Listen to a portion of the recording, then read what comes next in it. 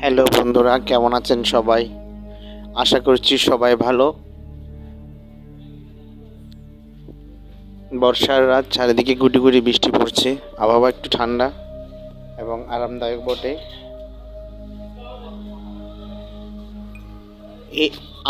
এই আবহাওয়ায় গল্প শুনতে, গল্প বলতে সবই ভালো লাগে।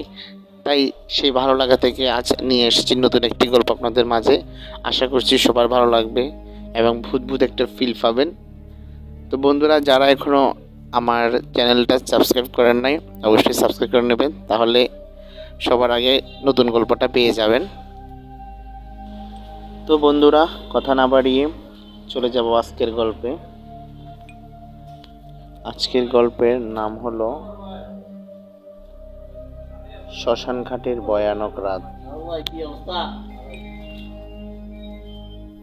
আজ দুপুরে ছোট মামা আসবে বলে পেটে ব্যথার অজুহাত দিয়ে স্কুল কামাই করেছি। সেই সকাল থেকে অধীর আগ্রহে রাস্তার দিকে তাকিয়ে আছি, মামার আগমনের অপেক্ষায়। কিন্তু সময় কিছুতেই কাটছে না। অনেকক্ষণ ধরে দুয়ারে বসে অপেক্ষা করার পরেও যখন মামার আসার কোনো নামগন্ধ নেই, তখন ভাবলাম ছাদে গিয়ে একটু হাঁটাহাঁটি করি। যে কথা সেই কাজ, কোনো বারণ না মেনে সোজা সিঁড়ি দিয়ে উঠলাম বাসার ছাদে আর শুরু করলাম অহেতুক পায়চারি। ছাদে কিছুক্ষণ পায়চারি করতে করতে হঠাৎ কলিং বেল বাজার আওয়াজ শুনতে পেলাম। কলিং বেল বাজার আওয়াজ শুনে এক ছুটে গিয়ে দরজা খুলে দেখি ছোট মামা সামনে দাঁড়িয়ে। অতি আনন্দে মামাকে জড়িয়ে ধরলাম। তারপর মামার হাত থেকে ব্যাগটা নিয়ে মাকে ডাক দিলাম। এদিকে মামা রুমে গিয়ে ফ্রেশ হওয়ার পর আমার জন্য মামা বাড়ি থেকে আনা উপটোকন সমূহ স্থানান্তর করতে ব্যস্ত হয়ে পড়ল। বেশ কিছুক্ষণ কাটলো মামার সাথে গল্প গুজব করে।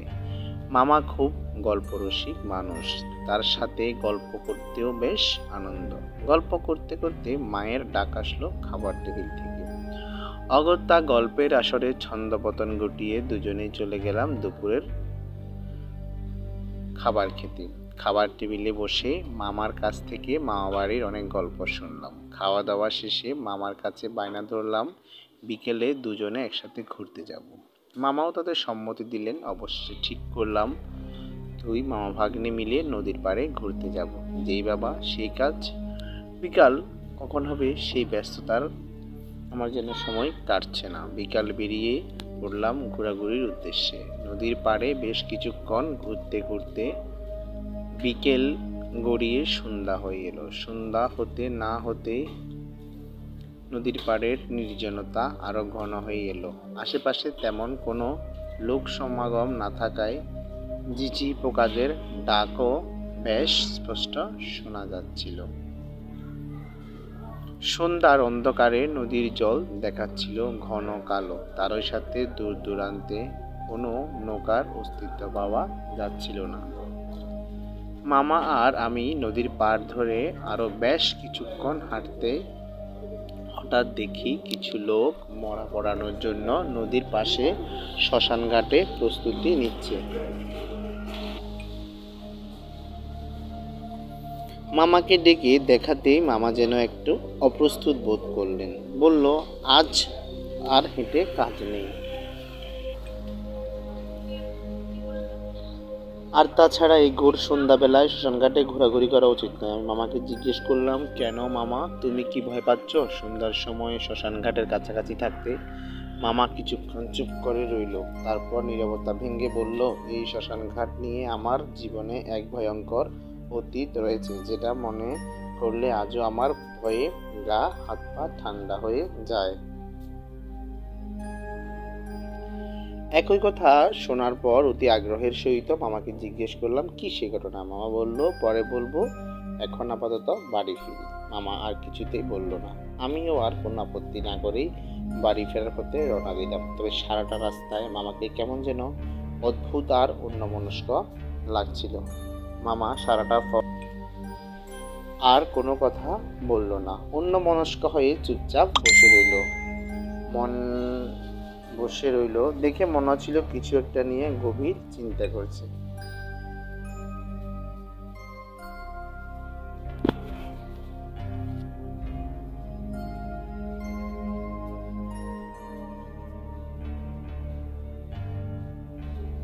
এদিকে মামার না বলা সেই ভয়ঙ্কর অতীতের অজানা ঘটনার জন্য আমারও কৌতূহল বাড়তে লাগলো।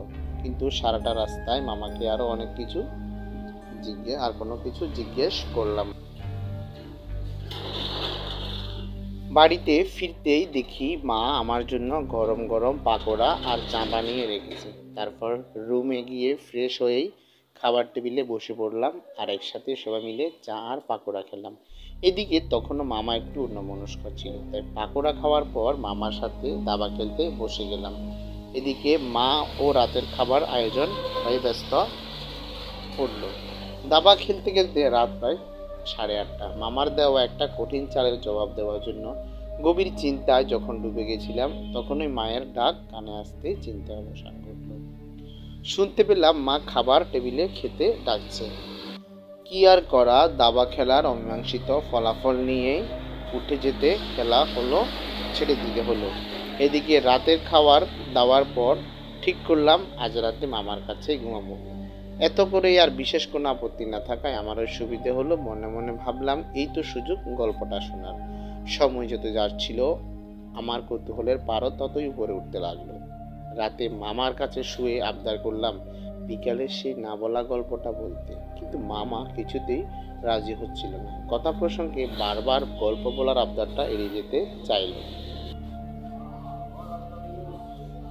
অবশেষে আমার মতো নাছোট বান্দার কাছে মামাকে পরাস্ত হতে হলো। মা বললেন ভয় পাবি না তো? আমি বললাম কিসের ভয়, তুমি তো সাথে আছো, আর ভয় লাগলে আমি শুনতে চাই সেই গল্পটা।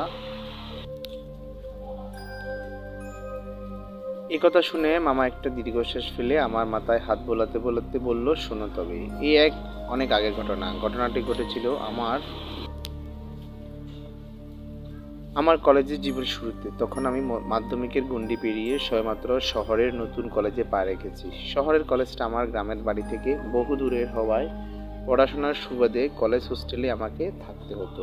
যদিও শহরের কলেজ, তবে কলেজটা ছিল একদম শহরের শেষ প্রান্তে, যার পাশ দিয়ে বয়ে গেছে ময়ূরাক্ষী নদী।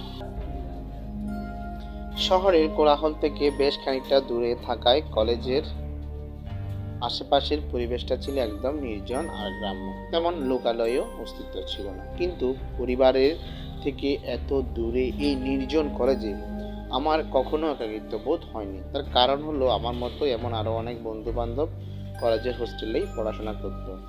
আমরা একই সাথে থাকতাম, তাই অল্প সময়ের মধ্যেই সবার সাথে বেশ বন্ধুত্ব গড়ে উঠল। একসাথে কলেজ করা, ক্লাস শেষে হোস্টেলে ফিরে বন্ধুদের সাথে আড্ডা, হইচই হুল্লোড় করার মধ্য দিয়ে সময়টা বেশ ভালোই কাটছিল। অল্প দিনের মধ্যেই নতুন পরিবেশে নিজেকে মানিয়ে নিতে চেয়েছিলাম। সব কিছুই ভালোই ছন্দে চলছিল, কিন্তু হঠাৎ করে ছন্দপতন ঘটে যায় ভয়ঙ্কর এক রাতের অভিজ্ঞতা। তখন আমাদের কলেজে গ্রীষ্মকালীন ছুটি চলছিল, কাজেই কলেজ হোস্টেলের অধিকাংশ বন্ধু বান্ধব বাড়িতে চলে যাওয়ায় হোস্টেলের প্রায় ফাঁকা পড়ে আছি আমার হাতে গোনা 2-1 জন। অবশ্য আমিও 2 দিন পরে বাড়িতে যেতাম, কিন্তু কলেজের একটা প্র্যাকটিক্যাল কাজ বাকি থাকায় আমার আর যাওয়া হয়ে উঠল না। এই অনাকাঙ্ক্ষিত কাজে ফেঁসে গিয়ে বাড়ি ফিরতেই দুজনে পিছিয়ে পড়লাম। কি আর করার।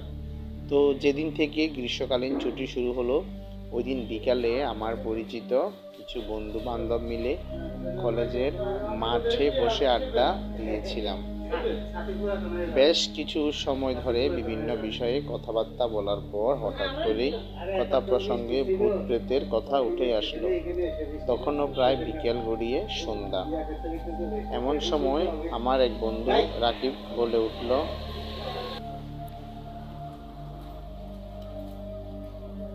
কিন্তু কলেজের একটা প্র্যাকটিক্যাল কাজ বাকি থাকায় আমার আর যাওয়া হয়ে উঠল না। এই অনাকাঙ্ক্ষিত কাজে ফেঁসে গিয়ে বাড়ি ফিরতে 2 দিন পিছিয়ে পড়লাম। কি আর করার। তো সেদিন থেকে গ্রীষ্মকালীন ছুটি শুরু হলো। ওই দিন বিকেলে আমরা বন্ধুরা কিছু বন্ধু বান্ধব মিলে কলেজের মাঠে বসে আড্ডা দিচ্ছিলাম। বেশ কিছু সময় ধরে বিভিন্ন কথাবার্তা বলার পর হঠাৎ করে কথা প্রসঙ্গে ভূত-প্রেতের কথা উঠে আসলো।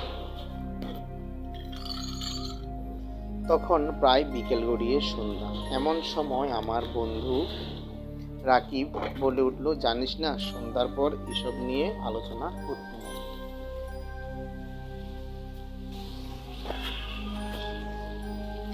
ভাই, এখন এসব বাদ দে। সন্ধ্যার সময় তেনাদের নাম নিতে নেই। রাকিব ভয়ে ভীত অবস্থা, আর ওর এসব কথাবার্তা শুনে আমরা বাকি বন্ধুরা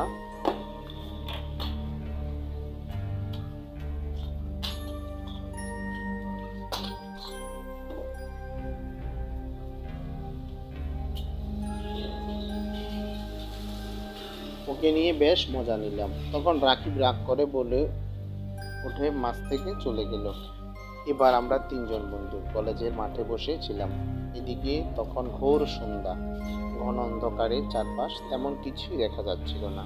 তখন সেতু একটা সিগারেট ধরিয়ে বলল, জানিস তো, আমাদের কলেজের সীমানা পেরিয়ে নদীর ধার ঘেঁষে যে পুরনো শ্মশান ঘাটটা আছে,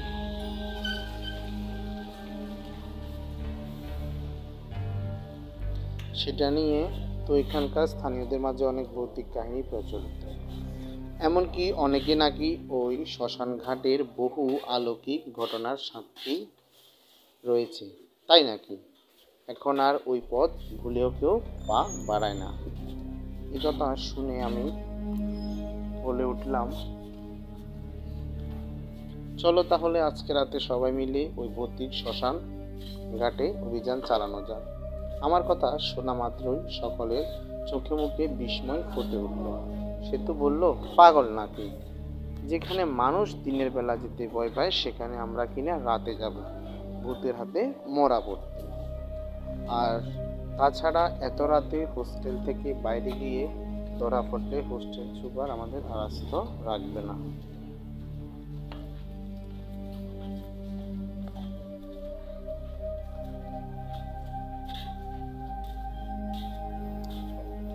সেতুর কথায় সায় দিয়ে পরিমল বলে উঠল, ঠিকই তো, কি দরকার সুখে থাকতে ভূতের কিল খাওয়া?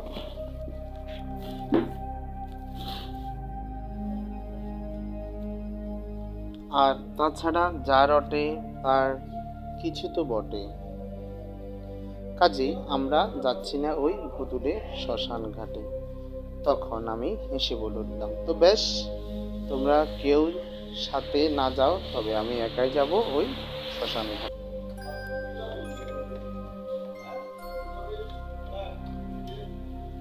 আর সেখানে রাত কাটিয়ে এটা প্রমাণ করে দেব যে গ্রামবাসীদের রটানো কথা সবই মিলে।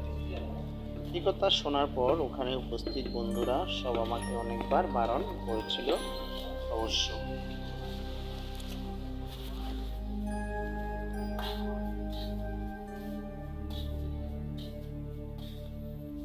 কিন্তু তখন তরুণ বয়স, রক্ত গরম ছিল, তাই কারোর কথা কান্না দিয়ে কোনো পরিণতি না ভেবেই এই হটকার সিদ্ধান্তে অটল ছিলাম। তবে এখনো মনে হয় সেদিন হয়তো ওদের কথা মেনে নিলে আমার জন্য মঙ্গল হতো। তাহলে হয়তো এইরকম একটা ভয়ানক রাতের মুখোমুখি হতে হতো না আমাকে।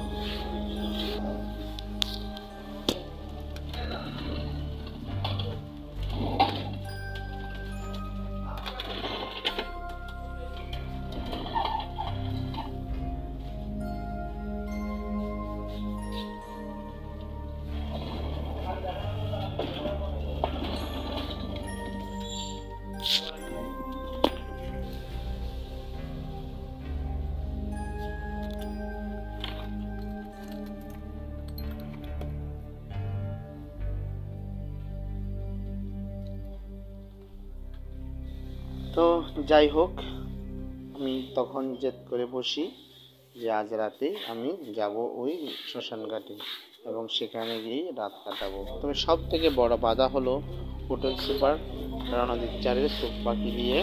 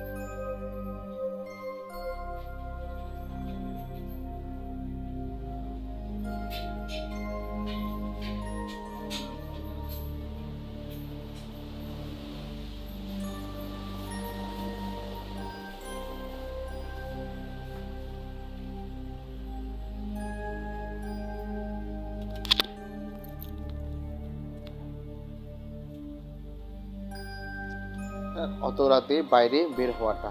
তাই ঠিক করলাম রাতে খাওয়া দাওয়ার পরে যখন আমার রুমে চেক করতে আসবেন তার ঠিক কিছুক্ষণ পরে আমরা কয়েকজন মিলে হোস্টেলের পিছনে ভাঙ্গা পাঁচিল টপকাবো। এদিকে রাতের খাওয়া দাওয়ার আগে শ্মশান ঘাটে রাত কাটানোর জন্য একটা প্রস্তুতি নিচ্ছিলাম আর যাবতীয় জিনিসপত্র গোছগাছ করলাম। রুমমেট আমাকে যাওয়ার আগে আবারও নিষেধ করলো এমন একটা পাগলামি করতে। সবাই মিলে বললো আর একবার ভেবে দেখতে, এর পরিণতি কিন্তু খুব খারাপ হতে পারে।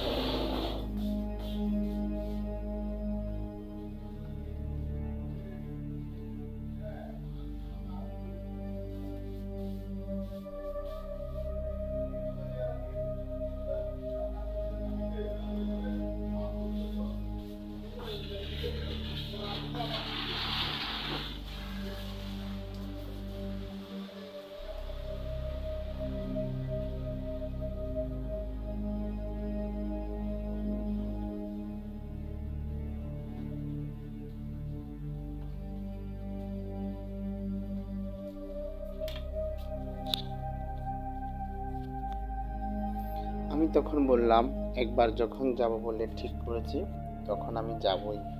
পরিণতি নিয়ে ভাবনা করার আমার আর সময় নেই। এক পর্যায়ে বন্ধুরা নিরাশ হয়ে গেল। ওদের অনিচ্ছা সত্ত্বেও আমাকে সাহায্য করলো হোস্টেলের পিছন থেকে পালিয়ে যেতে। রাতে খাওয়া দাওয়া পরে রাত তখন প্রায় 9:30 কি 10:15টার কাছাকাছি। তখনই আমি সেতু আর পরিমল হোস্টেলের পিছনে ভাঙ্গা পাঁচিল টপকে বেরিয়ে পড়লাম শ্মশানঘাটে যাওয়ার উদ্দেশ্যে। যদিও রাত 9টা কি 10টা, তবে আশেপাশের নির্জনতা দেখে মনে হচ্ছিল তখন মধ্যরাত। ধারে কাছে কোথাও জনমানবের চিহ্ন তো দূরের কথা, রাস্তায় কিংবা নদীর পাড়ে একটা বিড়াল কুকুরও নেই।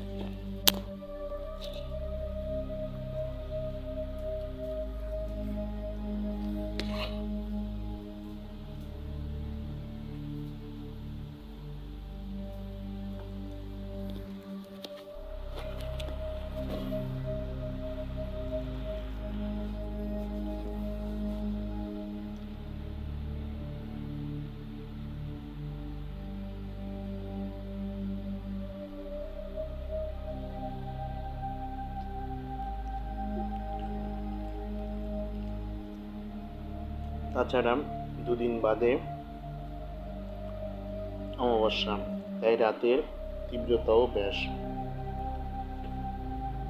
চারপাশে অন্ধকার যে টর্চলাইট ছাড়া সামান্য দূরের কোথাও কোনো জিনিস দেখা যাচ্ছিল না। এক কথায় খুব শুনশান পরিবেশ।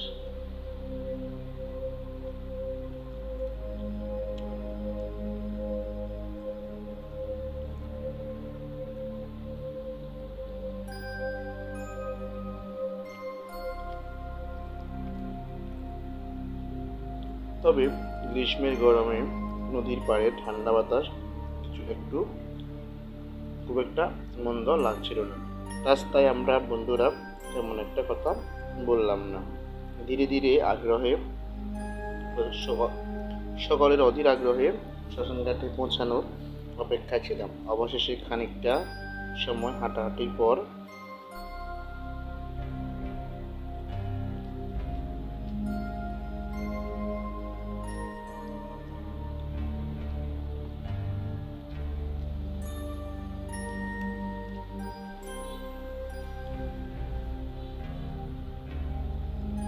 শ্মশানঘাটে পৌঁছালাম। তবে ঘুটঘুটে অন্ধকার নদীর পাড়ে যে ঠান্ডা বাতাসটা একটু আগে ভালো লাগছিল, সেই নদীর পাড়ে এখন শ্মশানঘাটে কেমন যেন বাড়ি হয়ে গেল।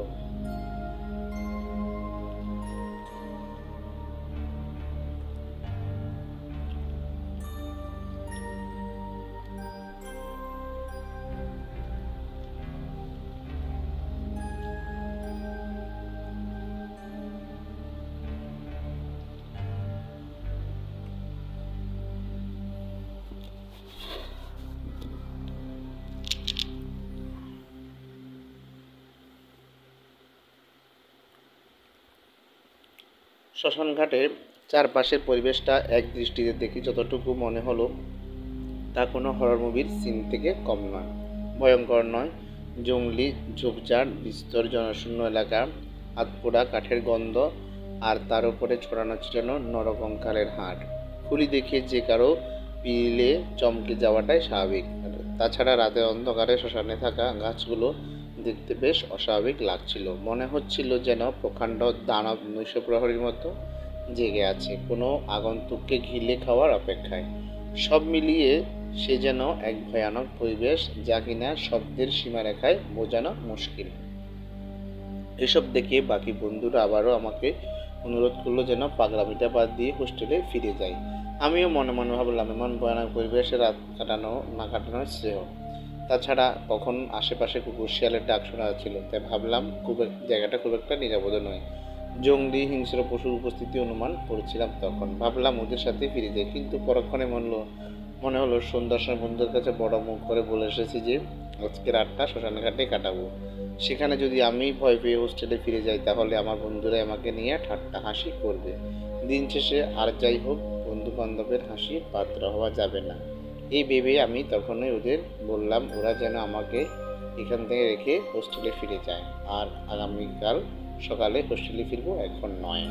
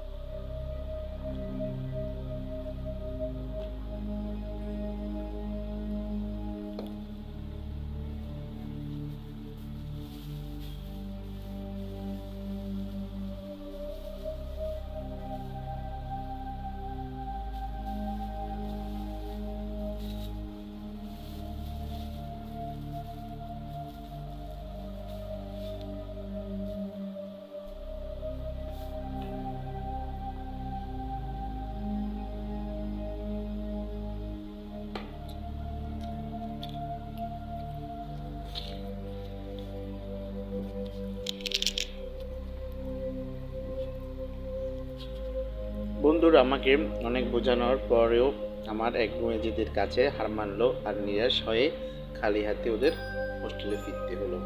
ওরা অবশ্য যাওয়ার আগে আমাকে বলে গেল যে কোনো সমস্যা হলে যেন ওদেরকে ফোন করি। এই বলে আমাকে একটা লাঠি আর একটা টর্চ লাইট দিয়ে ওরা যথারীতি ওই স্থান ত্যাগ করলো। মুহূর্তের মধ্যে ওই ঘন অন্ধকারের ওই চিহ্ন মিটিয়ে গেল। এবার এই নিস্তব্ধ ভয়ানক শানভূমির শত শত চিতা আর মরার মাঝে আমি একা জীবন্ত মানুষ দাঁড়িয়ে ভাবতে কেমন যেন একটা ভয়ানক অনুভূত হলো। রাত বাড়ার সাথে সাথে অন্ধকারের তীব্রতা আরও নিস্তব্ধতা নদীর পাড়ে থাকা শ্মশানভূমিকে যেন ক্রমশ ভয়ানক করে তুলেছে। আমি ভাবলাম দাঁড়িয়ে না থেকে একটু হাঁটাহাঁটি করি। এইভাবে হাঁটতে হাঁটতে শ্মশানের আরও ভিতরে প্রবেশ করতে লাগলাম। টর্চ মেরে আশেপাশে ভালো করে দেখে পড়লো আধপোড়া, চিতাকাঠ, ভাঙ্গা আরও শত শত কঙ্কালের হাটখড়ি। এসব দেখে হঠাৎ করে গাটা যেন বার হয়ে উঠল। জনমানব শূন্য নির্জন শ্মশানভূমির পাশে ময়ূরাক্ষী নদীর স্রোতের শব্দ আর স্পষ্ট শোনা যাচ্ছিল, আর মাঝে মাঝে বেঁচে আসছিল বুতুম পেঁচা ও শকুনের ডাক। তখন আমার বেশ ভয় করছিল, কারণ শ্মশানভূমির আশেপাশে ঘন জঙ্গল, বিশাল বিশাল গাছপালা পরিবেশটাকে আরো ভৌতিক করে তুলেছিল। এমন সময় শ্মশানের মাঝে হাঁটতে হাঁটতে হঠাৎ মনে হলো কেউ যেন আমার পিছনে অনুসরণ করে হাঁটছে। নিজের ছাড়াও আমি ওই স্থানে আর অন্য কারো উপস্থিতি অনুভব করলাম। তখন ভাবতে লাগলাম, আমি ছাড়া এই নিস্তব্ধ শ্মশানভূমিতে আর কে আসতে পারে। নিজের মনের সাথে দ্বন্দ্ব করতে লাগলাম, পিছনে ফিরে তাকাবো কিনা, তাকানো ঠিক হবে কিনা। অবশেষে সাহস করে গাড় ঘুরিয়ে পিছনে দেখি কেউ নেই। সেখানে কোনো মানুষের বা প্রাণীর চিহ্ন তো চোখে পড়ল না। তবে চোখে যেটা পড়লো সেটা ছিল বেশ ভয়াবহ। দেখলাম একটা প্রখণ্ড অসাধু গাছ,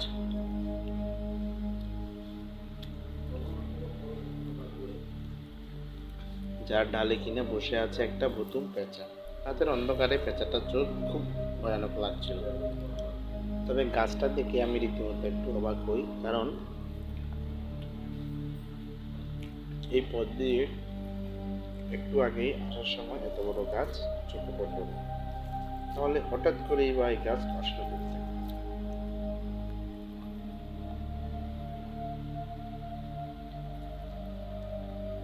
পরক্ষণে আবার নিজেকে নিজে বুঝলাম, অন্ধকার থাকায় হয়তো ঠিকমতো খেয়াল করতে পারিনি।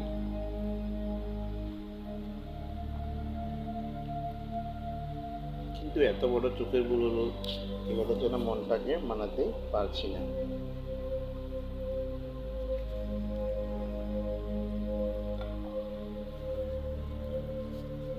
তবে ভাবলাম এই ভয়ঙ্কর পরিবেশে রাত্রি যাপনের সাক্ষী স্বরূপ গাছটাকে ক্যামেরাবন্দি করা যায়। তাই গাছটার ছবি তুলতে পকেট থেকে ফোনটা বের করে দেখি গাছের ডালে থাকা বুতুম পেঁচাটা নেই। ভাবলাম হয়তো উঠে গেছে, তাই 7-5 না ভেবে গাছটার কয়েকটা ছবি তুললাম। তারপর যখন চেক করলাম, দেখলাম অন্ধকারে তোলা গাছ ছবিটা কেমন যেন কি হয়ে গেছে। গাছের ছবিটা দেখে আমার পায়ের তলা মাটি থেকে সরে গেল। দেখলাম ফোনে দেখলাম গাছের ছবিতে অশোক ডালে যে ঢালটা কিনা কিছুক্ষণ আগে বুতুম পেঁচাকে দেখলাম, সেখানে কাপড়ের জন্য একটা লাশ চলছে। দেখে আমি ভয় ভয় তাকাতে দেখি গাছের ঢালে কোথাও না। আমার এখন যেন মাথায় কাজ করছে না, কি করব বুঝতে পারছি না। আশেপাশে তাকাতেই যতদূর চোখ যায় শুধু ভয়ঙ্কর কোনো জঙ্গল। এই মুহূর্তে এমন একটা জায়গায় কি করবো ভাবতে ভাবতে আমার থেকে 8-10 হাত দূরে ঝোপটা যেন নড়ে উঠলো। আমি ভয়ে চিৎকার করে উঠলাম আর ভয় ভয় চোখে তাকিয়ে রইলাম ঝোপটার দিকে। টর্চ মেরে লাঠি হাতে আমি ঝোপটার দিকে দুবার দেখি একটা কালো বিড়াল ঝোপ থেকে বেরিয়ে এলো। বিড়ালটার চোখ দুটো জল জল করছে আগুনের গোলার মতো, আর ওর মুখে লেগে আছে রক্ত। এরকম একটা দৃশ্য দেখবো কল্পনা করতে পারিনি। এই দৃশ্য দেখে আমার ভয়ে আমার গায়ের লোম খাড়া হয়ে গেল। হাতের লাঠিটার দিকে দিয়ে ভয় দেখিয়ে যতটা তাড়ানোর চেষ্টা করি, ততই আরো আর হিংস্র হয়ে ভয়ঙ্কর হবে। দাঁত খিঁচুনি দিয়ে আমাকে দিকে তাকিয়ে ভাবলাম এবার অনেক হয়েছে, আর এই মুহূর্তে নয়। তাই ফোন বের করে যেই না সেতুকে ফোন দিতে গেলাম, তখন ফোন নেটওয়ার্ক নেই। এখন কি উপায়, ওদের কাছ থেকে আবার পাঠায় কী হবে? এসব ভাবতে ভাবতে হতাশে ওটা তৎক্ষণাৎ সিদ্ধান্ত নিলাম, যা হবে দেখা যাবে, আবার তো এই ভূমি থেকে বাইর হই। কিন্তু যেদিকে তাকাচ্ছি শুধু জঙ্গল আর জঙ্গল। কোনো পথ এসেছি, সে পথটাও অন্ধকার রাতে হারিয়ে ফেলেছি। এদিকে এদিকে থেকেই শিয়ালের আর্তনাদ চিৎকার আরো ভয় পাঠিয়ে দিল। এসব অদ্ভুত কাহিনী করে খেয়াল করতে পারিনি আমি শ্মশানঘাটে একটা গভীরে চলে এসেছি। গোলক ধাঁধার পথ মতো পথ হারিয়ে বারবার যেন একই জায়গায় সেই অসৎ গাছতলায় এসে পড়লাম। কি করব কিছু বুঝে উঠতে পারছিলাম না, এমনকি সাহায্য যাওয়ার মতো কোনো লোকও পাচ্ছিলাম না। এমন সময় টের পেলাম কেউ যেন আমার নাম ধরে ডাকছে। আমি চমকে উঠলাম, অবাক হলাম, এই নির্জন ঘাটে এত রাতে আমাকে কে ডাকবে? এই ভয়ানক স্থানে আমি ছাড়া কে বে আছে? ও হয়তো আমার মনের ভুল। পরক্ষণে আবার আমাকে সেই কণ্ঠের নাম ডাকলো। এবার আমি ভাবলাম নিশ্চয়ই নিশির ডাক হবে হয়তো। এই ভাবতে ভাবতে একটা তীব্র পচার গন্ধ নাকে আসলো, আর অনুভব করলাম কেউ যেন আমার ঘাড়ের কাছে খুব ঠান্ডা নিঃশ্বাস ছড়াচ্ছে। আমার গা ঘামছে, তখন কি করবো বুঝতে পারছি না। হৃদস্পন্দন দূরে চলল। হঠাৎ আমার গাড়ে কেউ একজন হাত রাখলো। পিছনে ঘুরে তাকাতে দেখলাম আমার বুকের রক্ত হিম হয়ে গেল। যা দেখলাম তা হয়তো ভয়ানক ভাষায় প্রকাশ করার মতো না। দেখলাম আতপুর একটা লাশ, যার চোখের কোটরগুলো মণিশূন্য এবং শকুনের দল টুকরো টুকরে খাচ্ছে। গায়ের মাংস খুবলে গিয়েছে শিশাল পুরোতলে, আর মুখের আতপোড়া বিভৎস চেহারা দেখে আমি চিৎকার করলাম। এক মুহূর্তের জন্য হৃদস্পন্দন বন্ধ হয়ে গেল। আমি হাতের লাটাসটা ফেলে দিয়ে জঙ্গলের মুখে চিড়ে দিক দিক জ্ঞানের প্রাণে বনে ছুটতে লাগলাম। পিছনের থেকে তখন এক অবার্তিব হাসি শোনা যাচ্ছিল। আমি এক ছুটে বহুদূর এসে দম ছাড়লাম আর হামাতে অনুমান করলাম এখন ঠিক কোথায় আছে। এক মুহূর্তের যেন শ্মশানঘাটটা পুরো এলাকা নিশ্চুপ হয়ে গেল, কোথাও কোনো শব্দ নেই। এমন সময় হঠাৎ আবার ঘরের শুকনো পাতার উপর দিয়ে হেঁটে যাওয়ার আওয়াজ শুনতে পেলাম। ভাবলাম এখানে আমি নিরাপদ নই, তাই যত তাড়াতাড়ি সম্ভব পথ খুঁজে শ্মশান ভূমি থেকে আমাকে পালাতেই হবে। এই ভেবে যেই না হাঁটা দেব তখনই আমার সামনে 4-5 হাত দূরে লাশ সাদা কাপড়ে জড়ানো। আর এটা সেই লাশ যেটা আমি অসৎ কাছে ঢালে ঝুলতে দেখেছি। ভয়ে আমি নির্বাক হয়ে যাই। ঘন ঘন শ্বাস ফেলে বুকে সাহস সঞ্চয় করে লাশটার দিকে দেখতেই তার দমকা বাতাস এসে মুখের উপরে থাকা সাদা কাপড়টা সরিয়ে নিল। এরপর দেখলাম তাকে কোনো স্বপ্নেই ভাবেনি।